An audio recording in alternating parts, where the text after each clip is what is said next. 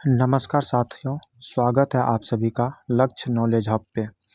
आज की तारीख में हम लोग बात करने वाले हैं हाल ही में भारत ने ईरान के पास जो चाबहार पोर्ट को लिया था, उस चाबहार पोर्ट पर अमेरिकी दबाव में उस चाबहार पोर्ट का अधिकार अमेरिका अपने हाथों में लेना चाहता है। तो क्या आज के इस लेक्चर में हम लोग जानने का कोशिश कर क्या भारत के हाथ से चाबहार बंदरगाह निकल जाएगा? भारत अमेरिका के दबाव में आकर के यह बंदरगाह को अमेरिका को सौंप देगा? इस पे विपक्ष ने क्या कहा है, और साथ ही साथ जानने का कोशिश करेंगे कि सामरिक और व्यापारिक दृष्टि से इतना महत्वपूर्ण चाबहार पोर्ट क्या भारत के हाथों से निकल जाएगा? भारत ने यहाँ पे अभी तक मिलियन डॉलर्स में जो इन्वेस्ट किए हैं, क्या वो सब जो है सो पानी पानी हो जाएगा? इन सभी चीज़ों पे चर्चा करेंगे आज हम इस वीडियोज़ में। आइए दोस्तों, हम लोग शुरू से शुरुआत करते हैं। जैसा कि आप लोग एक न्यूज़ यहाँ पे देख रहे हैं कि जो काफ़ी जैसा कि विभिन्न न्यूज़ चैनलों में चल रहा है, ईरान के चाबहार पोर्ट पर भारत ने बंद किया है काम, अमेरिकी टैरिफ और प्रतिबंधों का नज़ारा। चाबहार पोर्ट से दूरी बनाने से जुड़ी खबरों पर भारत के विदेश मंत्रालय ने क्या बयान दिया है, इन सभी को सिलसिलेवार से हम लोग आज के इस लेक्चर में डिकोड करने वाले हैं। और साथ ही साथ ये भी जानने का हम लोग कोशिश करेंगे कि यह आइए शुरू करते हैं।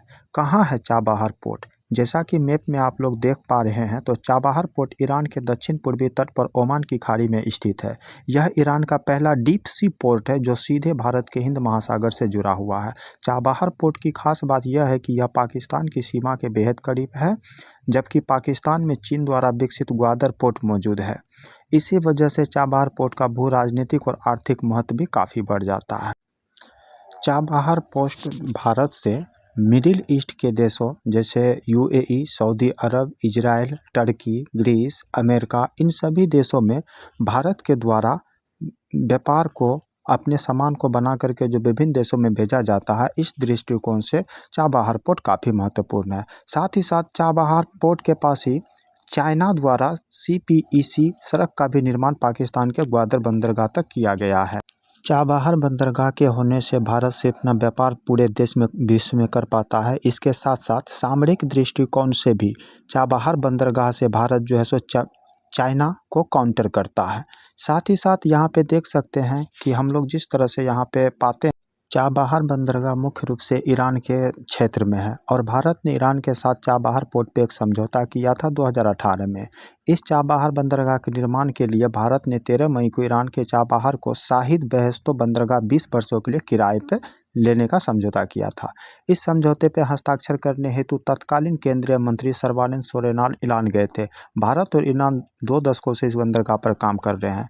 इस समझौते से भारत को नया समुद्री रास्ता मिला और ईरान के जरिए व्यापार करने में आसान भी हुई थी। इस समझौते से भारत अब पाकिस्तान को बाईपास करने का भी एक राजनीतिक मौका निकाल लिया था।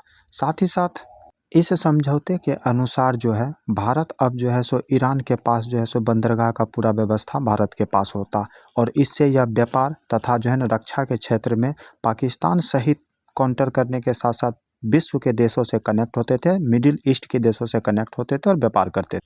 इस बंदरगाह से जुड़ा हुआ ताज़ा मामला यह है कि जिस तरह से अमेरिका के राष्ट्रपति ट्रंप पे एक पागलपन सवार है, वह विभिन्न देश जैसे कि वेनेजुएला के राष्ट्रपति मादुरो को कब्जा कर लिए हैं, ग्रीनलैंड पे अपना हक जताते, इसी तरह से तेल उत्पादन करने वाले देश ईरान पे भी वो जो है ना अपना अधिकार जमाना चाहते हैं। इसके अनुसार उन्होंने भारत और ईरान के बीच चाबहार बंदरगाह समझौते पर अमेरिका ने आपत्ति जताई। ईरान के साथ व्यापार के कारण भारत को प्रतिबंध के संकट का सामना करना पड़ेगा, ऐसा अमेरिका के विदेश विभाग के उप प्रवक्ता वेदांत पटेल ने कहा कि विदेश नीतियां और अन्य देशों के साथ के संबंधों के बारे में भारत अपना निर्णय ले सकता है, परंतु ईरान जिस देश से व्यापार करता है, वह कोई भी देश क्यों ना हो, उसे ईरानी प्रतिबंधों का सामना करना पड़ेगा।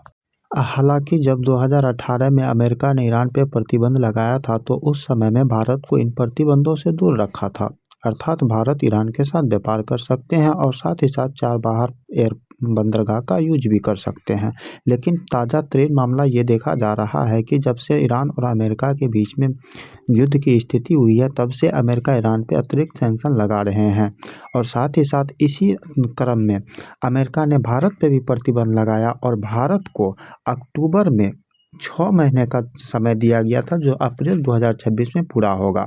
और इसके बाद हो सकता है कि भारत वहाँ से चाबहार बंदरगाह पर से अपना अधिकार ख़त्म हो सकता है। इसलिए यह देखा जा रहा है कि अमेरिका के द्वारा चाबहार पोर्ट भारत से अपनी तरफ खींचने में वो कामयाब होता दिख रहा है। अमेरिका का नज़र चाबहार बंदरगाह पे इसीलिए है क्योंकि वो चाहता है कि चाबहार बंदरगाह पे जब अमेरिकी कब्जा होगा तो इससे वो एक साथ चीन को साध सकता है। चीन के साथ साथ वो मिडिल ईस्ट में भी अपना प्रभाव जमाए रख सकता है। यहाँ पे अमेरिका की मनमानी साफ देखा जा रहा है और भारत इस रणनीतिक में कहीं न कहीं वैश्विक दबावों के कारण पिछड़ता जा रहा है और साथ ही साथ बंदरगाह भी यहाँ से निकल रहा है। भारत को अमेरिकी सरकार ने पिछले साल 29 सितंबर को चाबहार पोर्ट के लिए 2018 में दी गई छूट वापस ले ली थी। यह छूट इसीलिए दी गई थी ताकि ईरान पर प्रतिबंध होने के बावजूद भी भारत चाबहार पोर्ट पर काम कर सके। हालांकि इस बारे में भारतीय विदेश मंत्रालय का प्रवक्ता का बयान यह है कि भारत और अमेरिका के डेलीगेट्स इस पे बात कर रहे हैं और अभी भारत के पास अप्रैल तक का समय है। भारत और अमेरिका दोनों आपस में बैठ करके इस पे कोई अच्छा ठोस कदम उठाएंगे। जबकि भारत पे विपक्ष का सवाल है कि कांग्रेस के तरफ से विपक्ष के द्वारा कहा गया है नरेंद्र मोदी ने एक बार फिर से ट्रंप के आगे सरेंडर कर दिया है। खबरों के मुताबिक ट्रंप के दबाव में नरेंद्र मोदी ने ईरान के चाबहार पोर्ट से अपना कंट्रोल छोड़ दिया है। यह बेहद महत्वपूर्ण प्रोजेक्ट में मोदी सरकार ने देश की जनता के $120 मिलियन लगाए थे और तब ये स्वाहा है। जब चाबहार पोर्ट का एग्रीमेंट हुआ था तो नरेंद्र मोदी ने कहा था इकोनॉमी से जुड़ा बहुत बड़ा काम हुआ है, ये मेरी बहुत बड़ी सफलता है। अब जब चाबहार पोर्ट का कंट्रोल छोड़ दिया तो उस पर कुछ नहीं बोल रहे हैं। हालांकि ये आने वाले समय में क्लियर हो जाएगा। हम लोग देखते हैं कि भारत किस तरह से यहाँ पे अपनी रणनीतिक कौशल का परिचय देते हैं और ये बंदरगाह को अपने पास रखते हैं या आराम से जाने दे देते हैं। बाकी इस पे आप लोगों का क्या राय है, आप लोग कमेंट सेक्शन में अपना राय ज़रूर दें। तब तक के लिए धन्यवाद। मिलते हैं फिर से हम लोग अगले नेक्स्ट वीडियो में।